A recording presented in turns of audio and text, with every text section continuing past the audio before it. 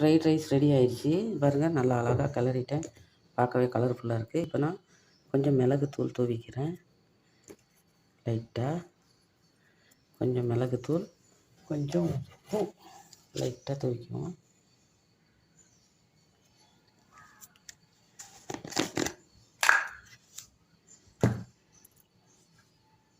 உப்பு கொஞ்சம் தூவியாச்சு. இப்போ இதையும் நல்லா மிக்ஸ் பண்ணி விட்டுருவோம். ஒட்டாமல் இருக்குது சோறெல்லாம். அவ்வளோதாங்க, ஃப்ரைட் ரைஸ் ரெடி. குழந்தைங்களுக்கு லஞ்சுக்கு, ஸ்கூலுக்கு லஞ்சுக்கு, வீட்டில் பெரியவங்களுக்கும் சாப்பிட்றதுக்கு சூப்பராக இருக்கும். இப்போ சூப்பரான சுவையான நல்ல டேஸ்டியாக சிம்பிளாக 10 நிமிஷம் 15 நிமிஷத்தில் செய்யக்கூடிய